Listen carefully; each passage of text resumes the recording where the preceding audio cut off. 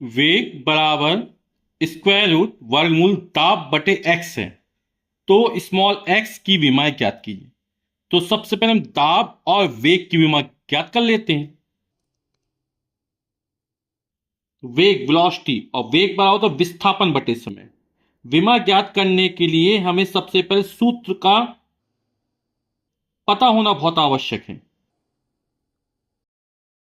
एकांक समय में हुए विस्थापन को वेग कहते हैं। विस्थापन की विमा क्या होती है? विस्थापन एक प्रकार की दूरी है तो एल, और समय की विमा कैपिटल टी। तो वेग की विमा हो जाएगी एल टी के ऊपर टी की पावर -1। इस तरह दाब की विमा निकाल लेते हैं।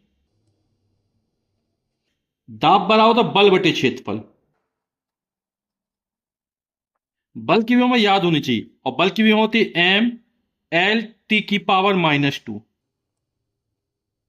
और क्षेत्रफल लंबाई गुणे चौड़ाई, तो लंबाई एल और चौड़ाई भी एल, तो एल की पावर 2 हो जाएगा। तो एल के हाथ 2 ऊपर जाए तो -2 हो जाएगा, और ये प्लस का 1 है तो कितना हो जाएगा एम एल की घाते -1 टी की घाते -2। हमको दिया गया वेग बराबर वर्गमूल दाब बटे एक्स। एक्स की विमा निकालनी है ना, तो हम क्या है दोनों पक्षों का वर्ग कर दो, तो जो ये वर्गमूल का चिन्ह है वो हट जाएगा। तो वर्ग कर दो तो हो जाएगा वेग का वर्ग, वर्गमूल चिन्ह हट जाएगा, बट दाब बटे एक्स हो जाएगा। तो हम एक्स की विमा निकालनी, एक्स ऊपर जाएगा तो ये नीचे आ जाएगा, है ना।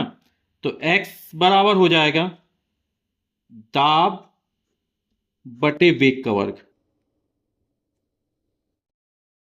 तो दाब की विमा क्या निकाली हमने? एम एल की घाते -1 टी की घाते -2। और वेग की विमा क्या है?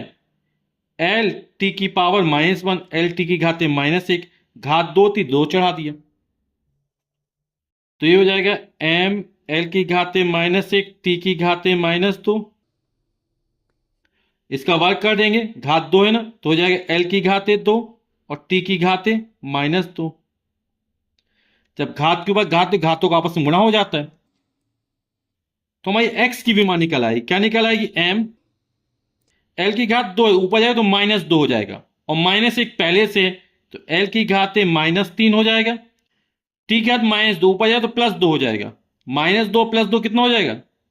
घट जाएगा टी की पावर 0 यानी 1, या सीधे सीधे काट देंगे तो टी की पावर 0 यानी 1 हो जाएगा। तो स्मॉल एक्स की विमा निकली एम एल की घाते -3।